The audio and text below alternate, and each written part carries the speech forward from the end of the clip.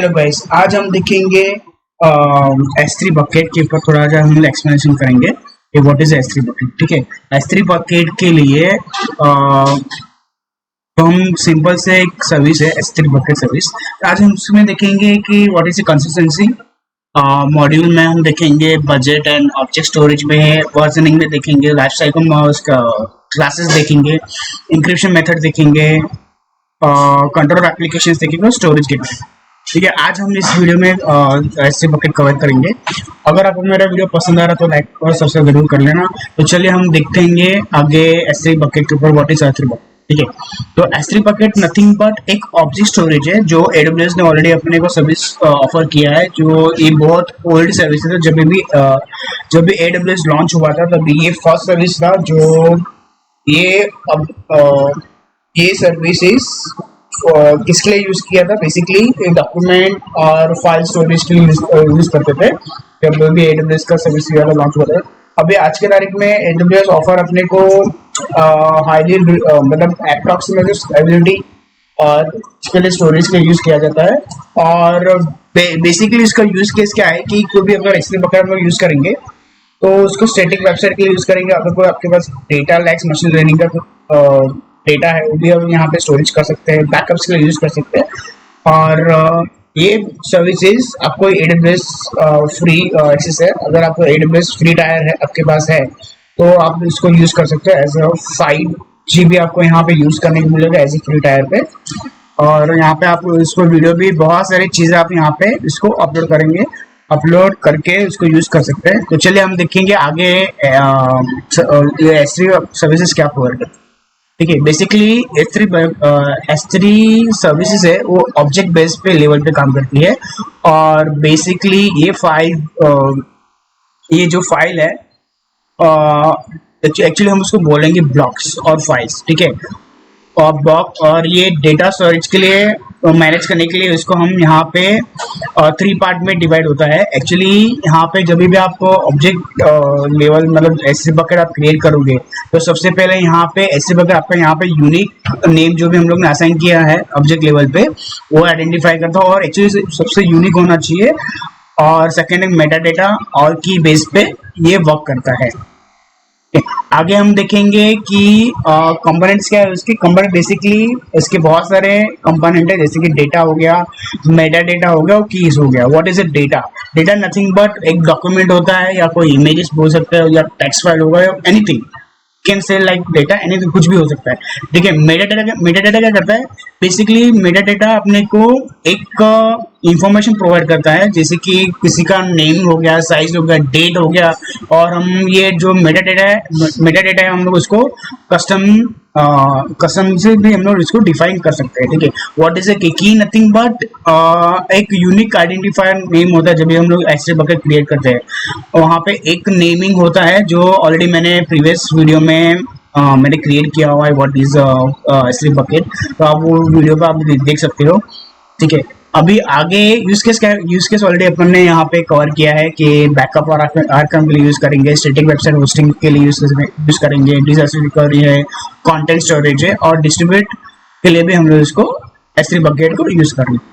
ठीक है, consistency model क्या है उसका? Basically consistency model nothing but के यहाँ पे आपको यहाँ पे पुट्स एंड डिलीट पे यूज होता है S3 बकेट। अगर कंसिस्टेंटली और इवेंचुअली जो भी हम लोग इसको डेटा और अपडेट कंटिन्यूसली अपडेट करते रहता है बैकएंड में। तो यूजुअली कैसे करता है कि कभी वो सेकंड में भी टाइम है और मिनट में भी इसको यूज कर सकते हैं। यहाँ पे इसका एक इस तरह से कंसिस्टेंसी प्रोवाइड करता है। और ये उसका सबसे बेस्ट यूज केस ये है कि ये क्रॉस रीजन में भी एप्लीकेशन इसको कर सकते हैं as a different AWS region पे। इसको और कॉपीज भी क्रिएट कर सकते हैं अपने जो भी ऑब्जेक्ट बेस पे है। ये अपना ऑब्जेक्ट है और इसको मल्टीपल AWS रीजन पे भी इस तरह से हम लोग उसका कॉपीज बना के भेज सकते हैं एज अ AWS रीजन पे। ठीक है, बेनिफिट क्या है? बेनिफिट बेसिकली ये जो और रेडियस कॉम्प्लेक्सिटी है उसका, और कॉस्ट एफिशिएंसी है और डेटा कंसिस्टेंसी है। तो बेसिकली जो ये यूज केस है, मतलब strong read after reduce complexity में अपने को क्या क्या प्रोवाइड करता है कि स्ट्रॉन्ग रीड आफ्टर राइट, मतलब जब भी पहला क्या करेगा, डेटा रीड करेगा, उसके बाद अपने S3 बकेट पे राइट करेगा। तो this is called as a reduce complexity, this is interview questions. Okay, और कंसिस्टेंटली अगर हम लोग उसको प्रोवाइड, अगर कंसिस्टेंसी की बात करेंगे तो यहाँ पे उसका कोई एडिशनल चार्ज नहीं है, और ये जो भी हम लोग उसको डेटा हम लोग अपलोड करेंगे वो बेसिस और क्लासेस, ठीक है। बेसिकली जो S3 बकेट है वो स्टैंडर्ड क्लासेस में प्रोवाइड करता है जनरल पर्पस यूज के लिए।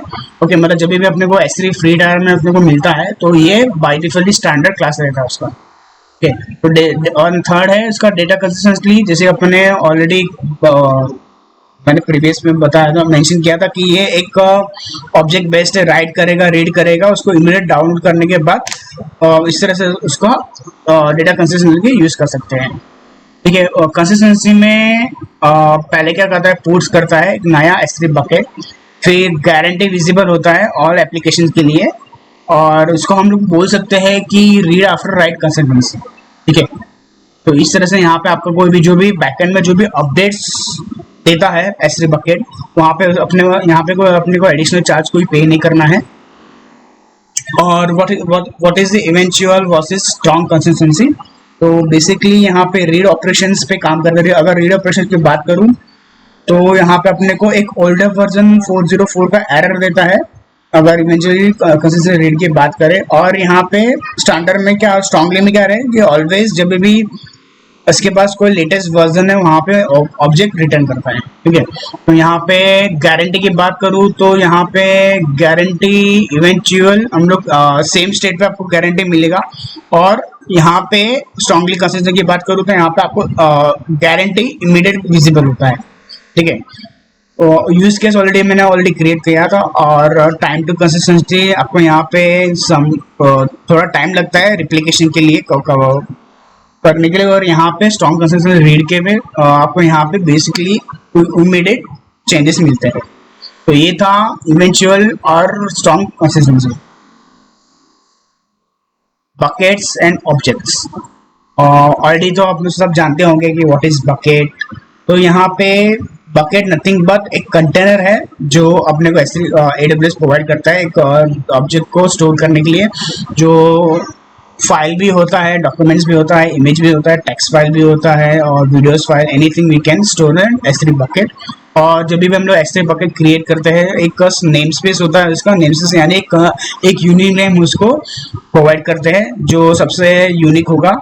और हम लोग कोई भी S3 बकेट क्रिएट करना चाहते हैं तो आपको यहाँ पे फर्स्ट उसका यूनिक नेम से ही आपको आइडेंटिफाई करेगा, ठीक है। ये था S3 बकेट के ऊपर।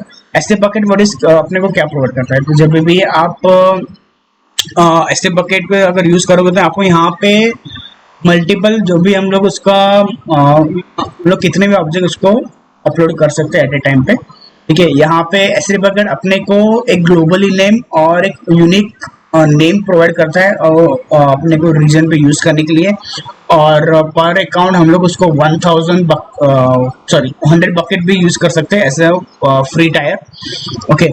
और यहाँ पे सबसे बेस्ट पार्ट ये है कि S3 बकेट का कि अगर हम लोग उसको ऑब्जेक्ट को डिलीट भी करेंगे, अगर अपने को सेम नेम पे वापस हम लोग ऑब्जेक्ट लेना है तो हम लोग उसको रीयूज भी कर सकते हैं। यहाँ पे ऑब्जेक्ट का कोई लिमिटेशंस नहीं है, इतना भी हम लोग उसको अपलोड कर सकते हैं। और S3 बकेट हम लोग एज ए पब्लिकली और प्राइवेटली भी यूज करते हैं as per our requirement. Object actually S3 bucket object क्या है, तो ऑब्जेक्ट नथिंग बट के एक की वैल्यूज है। की वैल्यूज यानी क्या होता है कि हम उसको जो भी S3 बकेट का जो भी हम लोग यूनिक नेम, यूनिक आइडेंटिफायर से उसको अपने को डिफाइन करना पड़ेगा। वैल्यूज क्या है उसके, values nothing but your contents. Metadata यानी क्या है कि मेटाडाटा नथिंग बट योर जो भी आपके S3 बकेट के जितने भी इंफॉर्मेशन है, के टाइम स्पेंड, कितना स्पेस है, क्या है, तो वो दिस इज कलेक्ट करने का काम मेटाडाटा करता है। वर्जन आईडी नथिंग बट सबके यहाँ पे S3 बकेट पे एक वर्जन आईडी डिफाइन होता है एज यूनिक। और ऑब्जेक्ट हायरार्की की बात करूँ तो यहाँ पे बेसिकली सबसे पहले फर्स्ट आपका यहाँ पे एक अकाउंट होता है।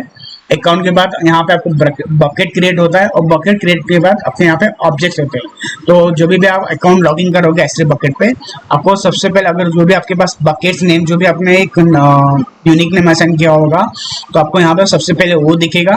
फिर उसके अंदर आपके जितने भी जो भी आपके फाइल के जो भी अपलोड से जो भी आपने अपलोड किया है S3 बकेट पे, आपको यहाँ पे दिखाएगा। तो this is called as a basic object hierarchy. Hands on already मैंने किया हुआ, प्रीवियस वीडियो में ऑलरेडी मैंने किया है, तो आप वो उसका आप रेफरेंस यूज कर सकते हो। और storage class, what is a storage class? Storage का नथिंग बट जो भी हम लोग ने अपने डिपेंड्स अपने यूज केस के हिसाब से उसको अपन एज अ यूज कर सकते हैं। और स्टोरेज क्लास के nothing but this is a different cost होता है इसका, जो भी अपन जो भी क्लास यूज करेंगे उसके। और बहुत सारे क्लासेस हम उसके आगे नेक्स्ट पे बात करेंगे व्हाट इज द क्लासेस, ठीक है। तो अपने को AWS अपने को प्रोवाइड करती है standard IE, standard version IE, glacier in intelligent tier. हम लोग सब के बारे में हम लोग आगे डिस्कस करेंगे। What is standard? Standard nothing but general purpose के लिए हम लोग, जैसे कि ऑलरेडी मैंने मेंशन किया था कि स्टैंडर्ड क्लास बेसिकली हम यूज करेंगे जनरल पर्पस के लिए। और आपको यहाँ पे S3 बकेट आपको हाईली एबिलिटी और ड्यूरेबिलिटी भी प्रोवाइड करता है विद लो लेटेंसी के साथ। और ये आपको यहाँ पे आपको जो भी कंसिस्टेंट भी आपको यहाँ पे अच्छा प्रोवाइड करता है। फ्रिक्वेंटली उसको हम लोग एक्सेस करना है तो एक्सेस भी कर सकते हैं। जैसे इसको बेसिक स्टैंडर्ड क्लास, मतलब जो भी आप S3 बकेट का यूज करेंगे, आपको जो भी फर्स्ट आपको जो भी क्रिएट करोगे S3 बकेट, वो स्टैंडर्ड क्लास के अंदर काउंट होता है, ठीक है। What is standard IE? Standard IE nothing but infrequent access जो AWS ऑफर करता है, और ये चार्जेबल है, ठीक है। अगर आपको ये डेटा को अगर यूज नहीं करना है, लेस फ्रीक्वेंसी है, तो उसको हम एज अ स्टैंडर्ड IE बोल सकते हैं, ठीक है। जब भी अपने को डेटा एक्सेस करना है, हम लोग ऐसे स्टैंडर्ड IE के अंदर हम लोग उसको क्लासेस के अंदर स्टोर करते हैं। तो ये बेसिकली किसके लिए यूज होता है कि बैकअप्स हो गया, डिजास्टर रिकवरी हो गया, उसके लिए ये वाला क्लास उसके लिए बेस्ट है। आगे बात करेंगे one zone IE। One zone IE nothing but एक सेम लोकेशन पे सिंगल अवेलेबिलिटी जोन पे हम लोग उसको अगर यूज करना है तो यूज कर सकते हैं। और आपको यहाँ पे बेसिकली सिनेरियो किसके लिए यूज होगा कि यहाँ पे ये जो भी क्लास है उसके वन जोन IE है, ठीक है। One zone IE basically chargeable है, और हम लोग उसको अक्रॉस मल्टीपल जोन के लिए उसको यूज कर सकते हैं। ग्लेशियर सबसे इंपॉर्टेंट क्लास है S3 बकेट का, जो अगर किसी के पास इसको अगर लॉन्ग टर्म डेटा स्टोर करना है तो S3 ग्लेशियर बहुत अच्छा आपको यहाँ पे बेनिफिट देगा।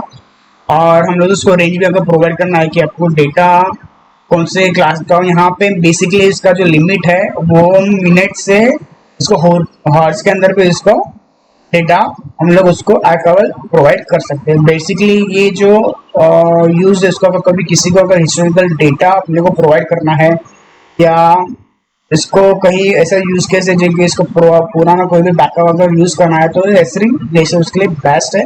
और बेसिकली ये जो है उसका चार्जेबल, मिनिमल चार्जेबल है। अगर आपको क्लास यूज करना है तो अगर एज पर सबसे ये S3 बकेट का सबसे क्रूशियल क्लास है। Next intelligent tyre. Intelligent tyre basically use होता है बेसिकली यूज होगा ये कि जो भी एक्सपेंसेस एक्चुअली कॉस्ट ज़्यादा है उसका, तो जो भी इंडिविजुअल ट्रैफिक है, ठीक है, जो भी आपके पास अनप्रेडिक्टेबल डेटा आता है तो उसको स्टोर करने का काम इंटेलिजेंट टायर करता है, ठीक है। तो ये क्लासेस है। नेक्स्ट है versioning. What is a versioning? ठीक है, वर्जनिंग नथिंग बट यहाँ पे आपके जो ऑब्जेक्ट्स है, फाइल्स है, उसको मल्टीपल वर्जनिंग में कन्वर्ट करता है एज ए सेम बकेट। अगर कोई आपने वेबसाइट डिप्लॉय किया है या कोई ऐसे बकेट, तो उसके लिए वर्जनिंग के लिए बहुत अच्छा फायदा मिलेगा ये इनेबल करने के बाद, ठीक है। और उसका अब फायदा क्या है? व्हाट इज अ की पॉइंट्स? की पॉइंट नथिंग बट इसका सेफ गार्ड है, कॉस्ट इफेक्टिव है, कंसिस्टेंसी है और एमएफएडिबिलिटी है, ठीक है। तो ये जो पॉइंट्स है उसके, अगर उसको हम लोग उसको डिलीट भी करना चाहेंगे तो डिलीट भी कर सकते हैं। अगर आपका कोई पुराना क्लास अगर सेम फाइल है आपके पास, अगर उसको उसको वर्जनिंग किया है, तो आपको यहाँ पे इसको अगर कोई ओल्ड फाइल अगर रिटर्न है तो उसको आप डिलीट भी करना है तो डिलीट भी कर सकते हैं। कॉस्ट के लिए तो मल्टीपल वर्जन के लिए कॉस्ट के लिए आपको यहाँ पे कॉस्ट लगता है, स्टोर कर सकते हो उसको मल्टीपल वर्जनिंग के लिए। अगर फाइल समझो कि फाइल ए है आपके पास, अगर उसको वर्जनिंग करना है फाइल बी, फाइल सी, तो इस तरह से आपका यहाँ पे फाइल क्रिएट कर देगा। प्रोसेस जो ऑलरेडी अपन ने डिस्कस किया था, ऑब्जेक्ट हम उसको मल्टीपल ऑथेंटिकेशन के लिए भी यूज कर सकते हैं एज अ S3 बकेट। सबसे इम्पोर्टेंट पॉइंट ये है यहाँ पे, अगर वर्जनिंग के टाइम पे अगर हम लोग ने इसको वर्जन ऑब्जेक्ट डिलीट भी कर दिया तो ऐसे वहाँ पे आपको यहाँ पे एक मार्कर करके डिलीट मार्कर करके आपको यहाँ पे हाईलाइट करता है और इसके कोई चार्जेस नहीं है, ठीक है। अगर उसको अगर जो भी वर्जनिंग आपने जो डिलीट किया है वर्जनिंग उसको हम लोग उसको डिलीट भी कर सकते हैं ताकि आपके S3 बकेट पे परफॉर्मेंस इम्प्रूव, ठीक है। हैंड्स ऑन करेंगे उसका, ऑलरेडी अपन ने हैंड्स ऑन कर लिया S3 स्टैटिक वेबसाइट का, मेरे प्रीवियस वीडियो में ऑलरेडी मैंने इसके बारे में अच्छा हम लोग ने हैंड्स ऑन किया हुआ है। लाइफ साइकिल मैनेजमेंट क्या होता है? नथिंग बट एक प्री डिफाइंड रूल है S3 बकेट के अंदर, जो हम लोग उसको ऑटोमेशन के थ्रू हम लोग उसको अपने ऑब्जेक्ट्स को उसको स्टोर कर सकते हैं अपने रूल के हिसाब से। लाइफ साइकिल पॉलिसीज क्या है कि यहाँ पे लाइफ साइकिल पॉलिसी बेसिकली दो चीज पे है, फर्स्ट ट्रांजिशन और एक्सपायर। यहाँ पे आपको मेंशन करना पड़ेगा कि आपको ट्रांजिशन यानी आपको ये ऑब्जेक्ट कितने टाइम के लिए चाहिए और एक्सपायर कितने टाइम तक चाहिए, ठीक है। दिस कॉल्ड इज यहाँ पे अगर आप यहाँ पे एक्शन प्रोवाइड नहीं करोगे तो S3 बकेट का जो भी आप क्लासेस यूज करोगे वो यहाँ पे इम्प्लीमेंट नहीं होगा। ये इसके ट्रांजिशन है। अगर फॉर एग्जांपल अगर आपको कोई ऑब्जेक्ट है तो मान के चलो कि आपको कोई वेबसाइट है xyz.com, ठीक है। अगर आपको बाय डिफॉल्ट होकर आपने उसको S3 बकेट में इसको स्टोर कर दिया या कोई भी इसका फोल्डर है जो आपको यहाँ पे यूज है तो आप उसको बाय डिफॉल्ट उसको 1IA पे भी उसको यूज कर सकते हैं, या तो उसको सबसे पहले आप उसको S3 HTML पे डाल स्टोर कर सकते हो, उसके बाद उसको डिप आर्कल में भी स्टोर कर सकते हो। मतलब इस तरह से आप उसके स्पेसिफिक टाइम के लिए आप और ये आप उसके क्लासेस यूज कर सकते हो एज पर योर रिक्वायरमेंट। अगर आपको S3 बकेट IA यूज करना है मतलब और इंटेलिजेंट टायरिंग यूज करना है तो आप बेसिकली इसके हिसाब से आप यहाँ पे अपने स्पेसिफिक टाइम के हिसाब से आप यहाँ पे इसके रूल्स यूज कर सकते हैं। और बेसिकली आप यहाँ पे देख सकते हैं स्क्रीनशॉट में, अगर आपको ये ऑब्जेक्ट है अगर लाइफस्टाइल ये रूल्स है, अगर उसको हम ऐसे यहाँ पे अगर हम चेक मार्क करेंगे कि परमानेंट, और यहाँ पे आपको यहाँ पे मेंशन करना पड़ेगा कि कितने टाइम के लिए चाहिए और कितने, मतलब यहाँ पे अप्रोक्सीमेट यहाँ पे आपको 100 वर्जन यूज करने को मिलेंगे। तो ये था S3 एक्सप्रेशन, मतलब जो भी हम लोग उसको यूज करेंगे इस तरह से आप यहाँ पे इसको डिफाइन करें, ठीक है। बेनिफिट्स क्या है उसके लाइफ साइकिल मेथड के? कॉस्ट ऑप्टिमाइजेशन बचेगा आपका यहाँ पे, डेटा रिटेंशन आपका यहाँ पे कोई भी अगर ऑब्जेक्ट आपका एक्सपायर भी हुआ डिलीट हुआ तो सर्टेन टाइम के लिए आपको इसको अपने कंप्लेंट्स के लिए भी यूज कर सकते हो। रिटेंशन पॉलिसी अगर आपने उसको प्रोवाइड किया है तो उसको आप इसको रिकवर भी कर सकते हैं, आप उसको यूज करेंगे। और ऑटोमेशन एक्शंस में बेसिकली क्या होगा, कोई भी अगर उसको अपने ऑब्जेक्ट को लाइफ साइकिल मैनेजमेंट के लिए अगर आपने यूज किया तो उसको आपको यहाँ पर मैनुअल जो भी आपके मैनुअली इंटरेक्शन कर रहे थे आपको यहाँ पे वो चीजें यहाँ पे ये था लाइफ साइकिल मैनेजमेंट के ऊपर का मेंशन करेंगे। उसका इंक्रिप्शन मेथड भी प्रोवाइड करती है S3 बकेट। तो व्हाट इज इंक्रिप्शन मेथड? तो यहाँ पे बेसिकली दो तरीके से उसके पास इंक्रिप्शन मेथड है, एक SSL बेस पे काम करता है, TSL बेस पे।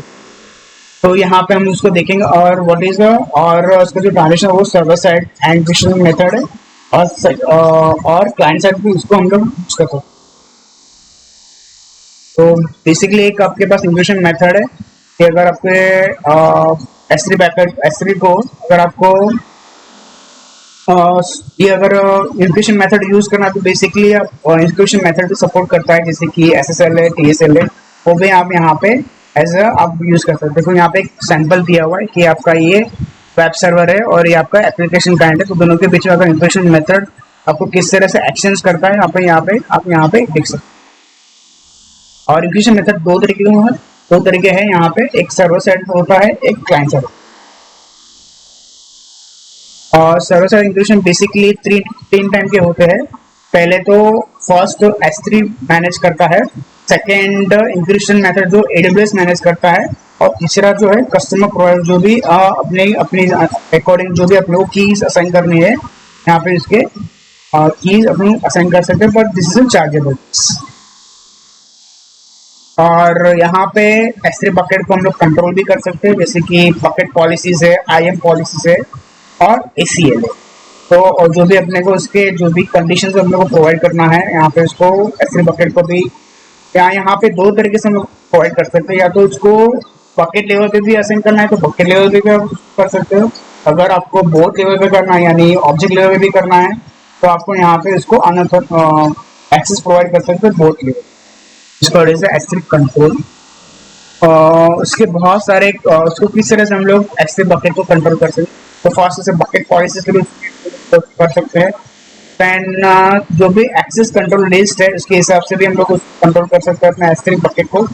IAM पॉलिसी के हिसाब से भी कर सकते हैं और S3 ऑब्जेक्ट लॉक को लॉक भी कर सकते हैं। अकॉर्डिंग हम लोग जो भी अपने यूज केसेस हैं यहाँ पे हम लोग उसको एज पर यूज केस हम लोग यूज कर सकते हैं। ठीक है। एप्लीकेशन एंड ट्रांसफर एस्केलेशन, यहाँ पे बेसिकली अगर कोई भी आपके पास S3 बकेट, अगर कोई आपको दूसरे AWS के रीजन में ट्रांसफर करना है तो आप यहाँ पे भी AWS के ट्रांसफर कर सकते हो अकॉर्डिंग टू क्रॉस रीजन के थ्रू। तो बेसिकली यहाँ पे आपको यहाँ पे कंप्लायंस जो भी आपके कॉपीज है ऑब्जेक्ट कॉपीज को भी आप यहाँ पे one region to another region उसको कॉपीज क्रिएट कर सकते हो। तो यहाँ पे आप देख सकते हो कि एक तो डेटा रिडंडेंसी, एक data recovery, regional data distribution करता है। अगर आपको यहाँ पे क्रॉस अकाउंट डेटा शेयरिंग में करना है अपने S3 बकेट को तो यहाँ पे वो इजीली आप यहाँ पर एप्लीकेशन कर सकते हो। और थोड़ा सा अंडरस्टैंड करते हैं कि what is cross region application.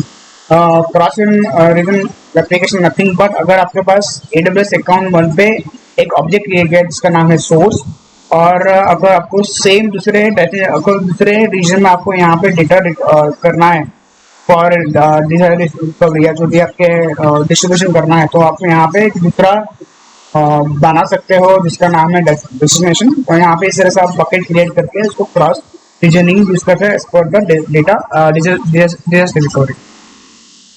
Pricing और एबिलिटी यहाँ पे बेसिकली चार्ज करता है आपको पर एप्लीकेशन पे, पर रिक्वेस्ट पे चार्ज करेगा वो।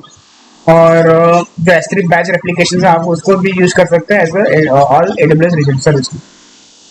और what is transfer escalation? Transfer escalation nothing but this is CDN based. Okay, ये बेसिक कंटेंट डिलीवरी पे काम करता है। What is CDN? CDN nothing but अगर आपके पास कोई बकेट है, ठीक है, अगर we can say like as a latency, अगर लॉन्ग डिस्टेंस पे अगर डेटा को ट्रांसफर करना है थ्रू S3 बकेट तो वो यहाँ पे S3 बकेट से थ्रू कर सकते हैं। जैसे कि क्लाउड फ्रंट है जो दोनों के बीच में आपको एक ब्रिज क्रिएट करके देगा और आपके यहाँ पे नेटवर्क को भी ऑप्टिमाइज करेगा। तो और यहाँ पे आपके जो भी सिक्स टाइम परफॉर्मेंस प्रोवाइड करेगा डेटा एक्सचेंज करने के लिए। तो बेनिफिट्स क्या है कि अगर आपको लॉन्ग टर्म के लिए अगर आपको यूज करना है फास्टर लॉन्ग डिस्टेंस के लिए तो यहाँ पे आप उसको एज अ क्लाउड CDN से थ्रू आप उसको डेटा को दे सकते हो। शॉर्ट डिस्टेंस के लिए इसको यूज कर सकते हो। यहाँ पे उसका फायदा ये है कि आपके जो नेटवर्क है, नेटवर्क से आपके यहाँ पे नेटवर्क परफॉर्मेंस बेटर होगा। लिमिटेशंस है, लिमिटेशन ट्रांसफर रेट है, कॉम्प्लेक्सिटी है, प्राइसिंग अनप्रेडिक्टेबल है, लैक ऑफ फ्लेक्सिबिलिटी। तो ये इसके लिमिटेशन है। प्राइसिंग अगर आपको जानना है तो इसके AWS डॉक्यूमेंटेड से थ्रू आप इसका रेफरेंस ले सकते हो, या तो प्राइसिंग कैलकुलेटर के हिसाब से आप जो भी आपको ट्रांसफर करना है डेटा आप उसके रेफरेंस से थ्रू आप यहाँ पे इसके हिसाब से ट्रांसफर कर सकते हो। ट्रांसफर करने का 3 मेथड है, या तो विद इन S3 बकेट, या तो outside of S3 bucket to the internet और अदर रीजन्स। तो ये चार्जेस है उसके हिसाब से आप डेटा ट्रांसफर करने का चार्जेस पर जीबी का आपको यहाँ पे काउंट करेंगे, मेंशन भी करेंगे उसका। तो ये यहाँ पे S3 बकेट अपने को स्टोरेज गेटवे भी प्रोवाइड करती है। तो स्टोरेज गेटवे नथिंग बट अगर आपको ऑन प्रेमिसेस से डेटा ट्रांसफर करना है क्लाउड पे, तो उसके लिए स्टोरेज गेटवे आपके लिए यहाँ पे बहुत इंपॉर्टेंट रोल है उसका यहाँ पे। तो आपको यहाँ पे बेसिकली आपके ऑन प्रेमिस पे आपको स्टोरेज गेटवे इंटीग्रेट करना पड़ेगा विद अपने S3 बकेट के साथ। तो स्टोरेज गेटवे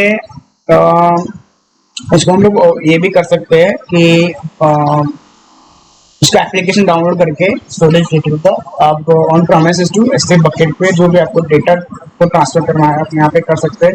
सेकेंड थिंग इसका अगर आपके वर्चुअल अप्लायंस जैसे कि हाइपरवाइजर का अगर फिजिकल डेटा सेंटर में आपको रेप्लिकेट करना है तो वो भी आप एक स्टोरेज गेटवे प्रोवाइड करता है। और वर्चुअल मशीन इमेज है वो भी अगर इंस्टॉल करना है अवेलेबल है वो भी आप यहाँ पे कर सकते हैं। ऑर्गेनाइजिंग के लिए अगर आपको यहाँ पे क्लाउड AWS क्लाउड को भी स्केलेबल और इफेक्टिव स्टोरेज प्रोवाइड करता है। टाइप्स क्या है उसके, फाइल गेटवे, वॉल्यूम गेटवे और टेप गेटवे। तो बेसिकली फाइल गेटवे आपको यहाँ पे ऑलरेडी अपन ने क्रिएट किया, ऑलरेडी डिस्कस किया था कि जो भी आपके S3 बकेट है उसको आप उसको नेटवर्क फाइल सिस्टम माउंट से भी आप उसको कनेक्ट कर सकते हैं। जैसे कि AWS CLI के थ्रू भी आप उसको कनेक्ट करना है तो कनेक्ट कर सकते हैं। और यहाँ पे आपको मेटा डेटा भी प्रोवाइड करता है जैसे कि ऑनरशिप नेम, टाइम स्पेंड है, ड्यूरेबिलिटी है। आप यहाँ पे मेटा डेटा भी इसको यूज करना है तो कहीं ना आप उसको मेटा डेटा भी यूज कर सकते हैं। अगर आपको अगर एक बार ऑब्जेक्ट ट्रांसफर हो गया ऐसे बकेट पे तो हम लोग उसको अपने बकेट पॉलिसी के हिसाब से आप उसको फाइल गेटवे से थ्रू करना है तो यूज कर सकते हैं। वॉल्यूम गेटवे इंटीग्रेशन कर सकते हैं इसका on premises through AWS cloud पे। स्नैपशॉट भी अगर आपको प्रोवाइड करता है बैकअप और प्रोटेक्शन के लिए। सपोर्ट वॉल्यूम सपोर्ट भी करता है और यहाँ पे जो आपका लेटेंसी है वो भी यहाँ पे उसका टैग करता है वॉल्यूम गेटवे। बेस्ट प्रैक्टिस क्या है उसके, बेस्ट प्रैक्टिस ये है कि आप मल्टीपल यूज करो एज S3 बकेट पे। अगर यहाँ पे आपके पास एक फाइल है तो फाइल क्या करेगा आपको मल्टी पार्ट के अंदर कन्वर्ट करेगा और without any network error, without any kind of issues. तो this called as a multiple upload. और मल्टीपल अपलोड प्रोवाइड करने का रीजन क्या है कि यहाँ पे आपको एक डेटा कंसिस्टेंसी प्रोवाइड करेगा, फास्टर होगा और फ्लेक्सिबिलिटी के हिसाब से अपने को जो भी डेटा अपलोड करना है यहाँ पे कर सकते हैं। और पैरेलल थ्रू भी अगर तो सेट पे भी प्रोवाइड करना है पार्ट के अंदर भी आप उसको अपलोड करना है जैसे सिंगल ऑब्जेक्ट पे भी आप उसको यूज कर सकते हैं। अगर आपका मल्टीपल इनकम्प्लीट हुआ तो उसका आपके ऐसे बकेट चार्ज भी करता है उसका। जैसे कि आप यहाँ पे देख सकते हो कि पार्शियल अपडेट अगर प्रॉपरली आपको अपीयर नहीं हुआ बकेट लिस्ट पे तो आपको ये इसका स्टोरेज चार्जेस आपको चार्जेस लग जाएंगे एज AWS की तरफ से। तो आज के वीडियो में इतना ही था। Thank you for watching this video. अगर आपको मेरा वीडियो पसंद आ रहा है तो लाइक और सब्सक्राइब करना ना भूलें। Thank you for watching. Thank you.